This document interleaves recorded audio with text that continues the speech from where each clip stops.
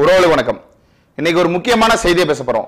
என்ன அப்படின்னா, அண்ணன் சீமான் சமீபத்தில் நெல் கொள்முதலை பத்தி பேசியிருந்தாரு. எப்படின்னா, நெல் கொள்முதல் தமிழ்நாட்டில் பண்ணாம ஆந்திராட்ட இருந்து பிற மாநிலங்கள்ல இருந்து அரிசியை வாங்குறது தான் தமிழ்நாடு அரசோட இயல்பா அப்படின்னு கேள்வி கேட்டிருந்தாரு.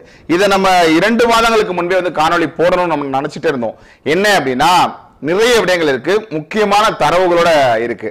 அதுக்கு முன்னாடி ஒரு 2 விடயம் இருக்கு. என்ன அப்படின்னா, அந்த சின்ன சேலம் சொல்லுவாங்களா, கள்ளக்குறிச்சி மாவட்டத்தில் இருக்கக்கூடிய சின்ன சேலத்துல இருந்து மங்களூர் வரைக்கும் போகக்கூடிய அந்த தொடர் வண்டியில டிராக்டர்லாம் ஏற்றி கொண்டு தமிழக விவசாயிகள்லாம் அந்த டிராக்டர் வச்சிருக்கக்கூடிய அந்த உரிமையாளர்கள்லாம் ஏற்றி கொண்டு போறாங்க. அதுல எப்படியும் ஒரு 100 டிராக்டர் பக்கத்துல இருந்தது. இதுல நம்ம அந்த காணொலியில காட்டுறேன் பாருங்க. அதே போல இதெல்லாம் எங்க போகுது அப்படின்னா, நேரடியாக கொண்டு போய் மங்களூர் வரைக்கும் போயிட்டு அங்கிருந்து வேற வேற ஊர்களுக்கு போய் எப்படின்னா உடுப்பி அது இதுன்னு ஊர்களுக்குலாம் போய் விவசாய வேலைகளில் பயன்படுத்தப்படுது. நாங்கள் ஒரு 3 மாசம் இருப்போம், பொங்கல் முடிஞ்சோட தான் நாங்கள் ரிட்டர்ன் வருவோம், திரும்பி வருவோம் அப்படின்னு அவங்க சொல்லியிருந்தாங்க. அதே போல இன்னொரு காணொலி ஒரு கேடுகட்ட ஊடகம் போட்டிருந்தான். யார் அப்படின்னா, சன் டிவி. ஏன் அப்படி சொல்றோம் அப்படின்னா, 301 டிராக்டர் தயாரிச்சு ஒரு தனியார் நிறுவனத்துக்கு கொடைக்கானல் பக்கத்தில் இருக்கக்கூடிய ஒரு தொழிற்சாலை செஞ்சு அனுப்பியிருக்காங்களாம். அது பெருமை. 301 டிராக்டர் தனியாருக்கு விற்கிறது பெருமை. இங்க டிராக்டர் வச்சிருக்க கொண்டு போய் இங்க நிலத்தெல்லாம் வச்சுட்டு இங்க உழுது கிழுது எதுவும் மயிரும் பண்ண முடியாம இங்க இருந்து கொண்டு போய் உடுப்பி வரைக்கும் போறான். இது என்ன நோக்கம் தெரியல. அப்ப இந்த திராவிட தற்குறி என்னென்ன வேலைகளை செஞ்சுட்டு இருக்காங்க அப்படிங்கிறத பாருங்க, இந்த காணொலியை பாருங்க, புரியும். நிறையா ஒரு 700 கிலோமீட்டர் போகணும் அப்படின்னா எங்களுக்கு டயர் தேய்மானம் இருக்குது, என்ஜின் தேய்மானம் இருக்குது. அதனால் இப்போ ட்ரெயினில் போகிறதுனால எங்களுக்கு ரொம்ப இது ஃப்ரீயாக இருக்குது. உயிர் சேதம் எதுவும் இல்லை. மெயினாக அதுதான், சேஃப்டியாக போகலாம். நம்ம டிரைவரை கூப்பிட்டு போகிறோம் அப்படிங்கும்போது நமக்கு எந்த பிரச்சனையும் இல்லாத நம்ம இங்கே ஏறினோம்னா அங்கே போய் இறங்கிக்கலாம். நீங்கள் எங்கே வண்டி எடுத்து வந்துருக்கீங்க? நாங்கள் பெரம்பலூர். வேறு எங்கேயும் திருச்சியில் அந்த மாதிரிலாம் வேறு எங்கேயும் இல்லையா? இங்கே இல்லை, தமிழ்நாடு ஃபுல்லாகவே இங்கே மட்டும்தான் பார்த்திங்கன்னா ட்ரெயினோட ஸ்பெசிலிட்டி இங்கே மட்டும்தான் இருக்குது. இந்த ஒரே இடம் தான் தமிழ்நாட்டில் எங்கே ஏற்றினாலும். சின்ன சேலம் மட்டும்தான் ட்ரெயினோட வசதி இருக்குது. இங்கேருந்து எங்கெங்கே போயிருக்கீங்க ஏற்கனவே அந்த மாதிரி ட்ரெயினில் வண்டி ஏற்றிட்டு? இல்லை, இங்கேருந்து மங்களூர் மட்டும்தான் போவோம். இந்த ட்ரெயின் மங்களூரில் சூரத்கல்லில் போய் இறங்குவோம். அங்கேருந்து நாங்கள் உடுப்பி அந்த பக்கம் மற்ற ஏரியா எல்லாமே நாங்கள் போய் பார்த்துக்குவோம். எடுத்துக்கிட்டிங்கன்னா கிட்டத்தட்ட ஒரு 4-5 வருஷமாக அவங்க பண்ணிகிட்டு இருக்காங்க. இது ஃபஸ்ட் வருஷம் கிடையாது. ஒரு 4 வருஷமாக 5 வருஷமாக பண்ணிகிட்டு இருக்காங்க.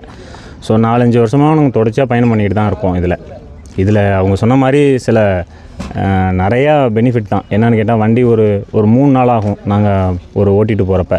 அது இடைப்பட்ட நாள் மழை வருது, அதோட இல்லாமல் இயற்கை சீற்றங்கள் ஏதோ ஒன்று இருக்குது. இப்போ ஒரு விலங்குகள் வருது, அந்த மாதிரி பிரச்சனைலாம் இருக்குது. இப்போ ஹில்ஸ் போகிறோம், அதில் யானைகள்லாம் வரும், நைட்டில் அலோவ் பண்ண மாட்டாங்க. அந்த மாதிரி பிரச்சனைகள்லாம் இருக்குது. இதை பொறுத்தளவு கொஞ்சம் தொந்தரவு இல்லாமல் தான் இருக்குது. விரைவாக போய் சேர்றோம். ஒரு இடத்துலேருந்து ஒரு இடத்துக்கு விரைவாக. இன்றைக்கி எடுக்கிறாங்கன்னா, இன்றைக்கி ஈவினிங் எடுக்கிறாங்கன்னா நாளைக்கு ஈவினிங்குள்ளே போயிடுவாங்க. ஒரே நாளில் போயிடுறோம். நாளைக்கு ஈவினிங் நைட்டுக்குள்ளே அன்லோட் பண்ணிவிடுவாங்க. இப்போ வெளி மாநிலத்தில் விவசாயிகள் மத்தியில் உங்களுக்கு வரவேற்பு இருக்கா? கண்டிப்பாக இருந்துச்சு, இப்போவே இருக்குது. ஏன்னா நாங்கள் தொடர்ச்சியாக போயிட்டுருக்கோம். எங்களை நம்ம ஊரில் எப்படியோ அந்த மாதிரி தான் அங்கங்கே இப்போ நம்ம எப்படி சொந்த பந்தம் இருக்காங்களோ அந்த மாதிரி ஒவ்வொருத்தவங்க ஒரு ஊரில் நம்ம ஒரு 4 வருஷமாக 4-5 வருஷமாக பயணம் பண்ணுறதால அவங்க நம்மளோட சேர்ந்து பயணிக்கிறாங்க. ஓரளவு நம்மளை ஒரு சக மனுஷனாக நினைக்கிறாங்க. இந்த தண்ணி பிரச்சனை இதை மாதிரிலாம் ஒன்றும் அதில் அந்த பாகுபாடெலாம் கிடையாது. ரொம்ப தெளிவாக இருப்பாங்க. பழக்க வழக்கத்துக்கெலாம் ரொம்ப நாகரிகமாக இருப்பாங்க. ரொம்ப நல்லாவே பழகுவாங்க. அண்ணன் தம்பி மாதிரி தான் பழகுவாங்க. அதுலேயும் எந்த குறைபாடும் இல்லை. இப்போ வண்டி புதுசாக எடுத்துருக்கோங்க அப்படின்னு பார்க்க போனால் அவங்களுக்கு மத்தியில் நம்ம அவங்களோட பிஸ்னஸை நம்ம டார்கெட் பண்ணுறோம், குறைக்கிறோங்கிற மாதிரி அவங்களுக்குள்ள ஒரு இது. பொதுவாக நாங்கள் இங்கே உள்ளவங்க நாங்களே பிழைக்கல, உங்களுக்கு ஏன் புதுசாக வரீங்கிற மாதிரி ஒரு கேள்விகள் வருது.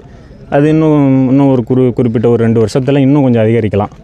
அங்கேயும் அதிகப்படியான வண்டிகள் ஆகிட்டு தான் இருக்குது. தமிழகத்தில் உங்களுக்கு போதிய வேலைவாய்ப்பு இல்லையா அந்த வண்டிக்கு? கண்டிப்பாக இல்லை. ஒன்றுக்கு இப்போ ஒரு 10 வண்டி இருக்க வேண்டிய இடத்துல 100 வண்டி இருக்கிற மாதிரி 100 மடங்கு. அப்போ என்ன ஆகும்னா, யாருக்குமே வேலைவாய்ப்பு, சரியாந்திர வேலைவாய்ப்பு இருக்காது.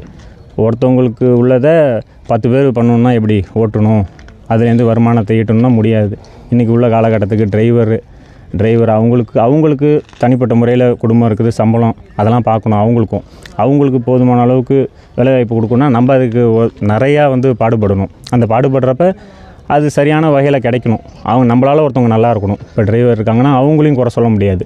அவங்களுக்கு போதுமான அளவுக்கு இப்போ மாத சம்பளம் வாங்குறவங்களுக்கு பிரச்சனை இல்லை. இது 4 சம்பளம் மாத சம்பளம் இருக்குது, கட்டுக்கணக்கில் சம்பளம் கொடுக்குறாங்க. ஒவ்வொருத்தவங்க ஒரு மாதிரி கொடுக்குறாங்க. ஆனால் எல்லா வகையிலையும் பார்த்தாலும் அவங்களுக்கு ஒரு நஷ்டம் இல்லாமல் இருக்கணும்ல, பயனளிக்கிற மாதிரி இருக்கணும்ல. அதுக்காக நாங்கள் கஷ்டப்பட்டு தான் ஆகணும். அதனால் பயணிச்சுக்கிட்டே இருக்க வேண்டியதுதான். இது பொங்கலை ஒட்டி வருவோம். பொங்கலை ஒட்டி 3 மாதம் ஆகிடும் இங்கேருந்து. அங்கே வெவ்வேறு இப்போ வந்து ஒரு 10 லட்ச ரூபாய்க்கு ஒரு வண்டி வாங்குகிறோம் அப்படின்னா 3 மந்த்துக்கு ஒரு தடவை டியூ கட்டி தான் ஆகணும். அப்படிங்கும்போது 3 மாதத்துக்கு ஒரு தடவை தமிழ்நாட்டில் வந்து இங்கே வந்து போதுமான அறுவடை கிடையாது. இப்போ இந்த டைமு வந்து ரொம்ப மழை வந்துருச்சு. எங்கள் மிஷின் அறுவடை மிஷின் ஓடிடும். எங்களது வைக்கல் கட்டுறது மிஷின் வந்து அந்தளவுக்கு சேத்துல இறங்கி வேலை பார்க்க முடியாது. அதனால் எங்களுக்கு எங்கே தேவை இருக்கோ அங்கே நாங்கள் போகிறோம். கொடைரோடு அருகே தனியார் தொழிற்சாலையில் தயாரிக்கப்பட்ட 301 டிராக்டர்கள் ராஜஸ்தான் மாநிலம் ஜெய்ப்பூருக்கு அனுப்பி வைக்கப்பட்டன. இது குறித்த கூடுதல் விவரங்களை செய்தியாளர் ஐயப்பனிடம் கேட்கலாம். ஐயப்பன், இந்த கொடைரோடு தனியார் தொழிற்சாலையில் தயாரிக்கப்படக்கூடிய டிராக்டர்கள் எப்படி வெளிமாநிலத்திற்கு ஜெய்ப்பூருக்கு அனுப்பி வைக்கப்படுகிறது? விவரங்கள் என்ன? நிச்சயமாக திண்டுக்கல் மாவட்டம் கொடைரோடு அருகே தனியாருக்கு சொந்தமான டாஃபேஜ் டிராக்டர் தயாரிக்கும் தொழிற்சாலை செயல்பட்டு வருகிறது. இங்கு தயாரிக்கப்படும் டிராக்டர்கள் அனைத்தும் இந்தியாவில் உள்ள பல்வேறு மாநிலங்களுக்கு விற்பனைக்காக அனுப்பி வைக்கின்றனர். இந்நிலையில் இன்று திண்டுக்கல் ரயில் நிலையத்திலிருந்து 301 டிராக்டர்கள் அதற்காக பிரத்யேகமாக வடிவமைக்கப்பட்ட சரக்கு ரயிலில் ஏற்றப்பட்டு 301 டிராக்டர் வரிசையாக நிறுத்தி வைக்கப்பட்டன. இதனைத் தொடர்ந்து டிராக்டர்கள் திண்டுக்கல்லில் இருந்து கிளம்பி ராஜஸ்தான் மாநிலம் ஜெய்ப்பூருக்கு அனுப்பி வைக்கப்பட்ட இதை பார்ப்பதற்காக ஏராளமான ரயில் பயணிகள் கூடியிருந்தனர். பார்ப்பதற்கு இந்த காட்சி பார்ப்பதற்கு ரம்மியமாக இருந்தது. இந்த டிராக்டர் வரிசையாக அடுக்கி வைக்கப்பட்டு ரயில் ஒவ்வொன்றும் ரயில் பெட்டி மூவ் ஆகும் பொழுது அந்த காட்சிகளை பார்ப்பது மிகவும் ரம்மியமாக இருந்தது. நிச்சயமாக விவரங்களுக்கு நன்றி ஐயப்பன். பார்த்திருப்பீங்க, இப்படி ஒரு கேவலமான ஆட்சியை தான் யாரு கொடுத்துட்டு இருக்கா அப்படின்னா இந்த திராவிடத்தான் கொடுத்துட்டு இருக்காங்க. 50 ஆண்டு காலம் 60 ஆண்டு காலம் வரலாறுன்னு பேசக்கூடிய இந்த திராவிடத்தானோட வேலைகள் என்ன அப்படின்னா இந்த இழிவான வேலைகள் தான். சொந்த நாட்டுல விளைக்கக்கூடிய நிலம் இருந்து பொன்னுளையிற பூமியை அப்படியே ரியல் எஸ்டேட் ஆக்கி நாசமாக்க வேண்டியது. ஆனா பிற மாநிலங்களில் போய் வந்து கூலி விலைக்கு அனுப்ப வேண்டியது. இங்க வந்து நாத்து நடுறதுக்கு நம்ம பீகார் ஒடிசால இருந்து கூட்டு நடுறது போல இங்க இருக்கக்கூடிய டிராக்டர் இது மாதிரி வச்சிருக்கீங்க கொண்டு போய் வெளியூர்ல கொண்டு போய் அந்த விவசாய பணிகளில் ஈடுபடுத்துறான். இங்க வந்து காசு கிடையாது, அங்கனா இருக்கு அப்படின்னு சொல்றான். இது உங்களுக்கு எல்லாருக்குமே புரியும், காணொலியில பார்த்துருப்பீங்க, புரியும். இப்ப இது ஒரு புறம் போயிட்டு இருக்கு. இப்ப இன்னொரு முக்கியமான விடயம் என்ன அப்படின்னா, அதாவது ஆந்திராட்ட இருந்து நம்ம வந்து மன்னிக்கிறோம், அதாவது கர்நாடகாட்ட இருந்து நம்ம என்ன அப்படின்னா தண்ணியை தான் வந்து நம்ம கேட்டுட்டு இருக்கோம். கர்நாடகாட்ட இருந்து தண்ணி கேட்கிறோம், தண்ணி கொடுங்க அப்படின்னு சண்டை போட்டுட்டு இருக்கோம். ஆனா இப்ப என்ன பண்ணிட்டான் அப்படின்னா இந்த அரசும் நம்ம அரசும் துணை போகுது. என்ன அப்படின்னா நீ தண்ணி எதனால கேட்கிற, விவசாயம் இருந்தா நீ தண்ணி கேட்ப அப்படின்னு சொல்லி முழுக்க விவசாயத்தை அழிக்கக்கூடிய வகையில ஒரு வேலை செஞ்சுட்டான். இங்க நெல்ல வாங்குறது கிடையாது. யாரே இந்த திருட்டு திராவிட மாடல் வந்து நெல்ல வாங்குறது கிடையாது. இதுக்கு முன்னாடி இருந்த உத்தமன் கேட்டீங்கன்னா அவன் கேடுகட்ட உத்தமன். ஆனா நமக்கு தெரியும் அவன் யாரு என்ன அப்படின்னு. நெல்லை வந்து நேரடியாக வாங்க மாட்டான், இங்க வாங்கி ஒரு மயிறு முடுங்க மாட்டான். ஆனா ஆந்திரால இருந்து அரிசி வாங்கிக்கிறான். அதனால என்ன பிரச்சனை அப்படின்னா ஆந்திரால இருந்து ஒரு சிப்பம் வந்து என்ன அப்படின்னா 1100 ரூபா 1000 ரூபாய் இல்ல 900 ரூபாய்க்கு கடைகளுக்கு போகுது.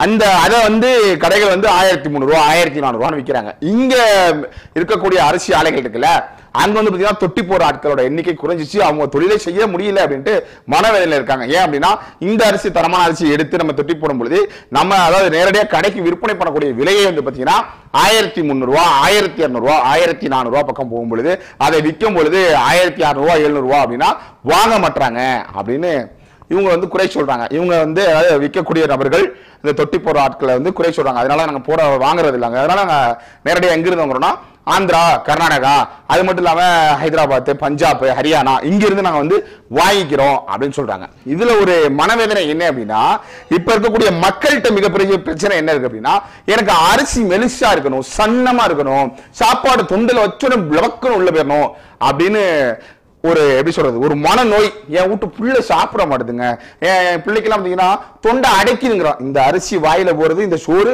இவ்வளவு பெரிய சோறு வாயில போறது தொண்டை வலிக்குது. இப்ப எப்படியான நோக்கம் இருக்குன்னு நாங்க தெரிஞ்சுக்கோங்க.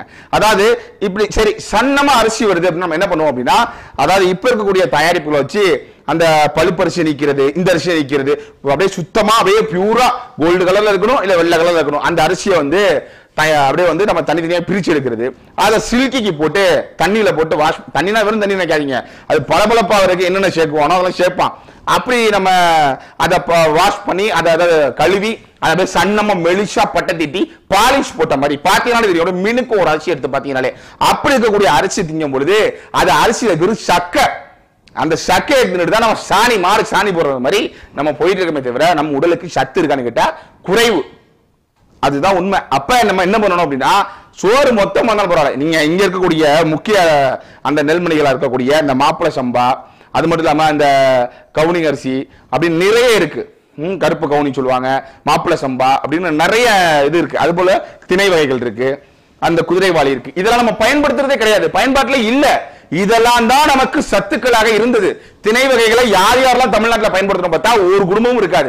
சில குடும்பங்களுக்கு ஆசை, ஏன்னா அதோட நம்ம அம்மையார் நிர்மலா சீதாராமன் இருக்காங்களே, அவங்க இதுக்கு வந்து ஜிஎஸ்டி ஏற்றி விட்டுருக்கானுவ. உங்களுக்கு நல்லா தெரியும். எப்படி ஆணுரைக்கு ஜிஎஸ்டி கம்மி, பெண்கள் யூஸ் பண்ணக்கூடிய நாப்கினுக்கு வந்து ஜிஎஸ்டி அதிகம், அப்ப ஆணுரைக்கு கம்மி. அப்ப என்ன போக்குல நாடு போகுதுங்கிறது நான் சொல்ல வேணா உங்களுக்கு தெரியும். அதே போல ஆர்கானிக்ஸ் எப்படி சொல்லக்கூடியதுன்னா, இயற்கை பொருட்கள் விளையக்கூடிய அந்த ஆர்கானிக்ஸ் ஐட்டத்துக்குலாம் பாத்தீங்க அப்படின்னா ஜிஎஸ்டி ஏற்றி விடுறது.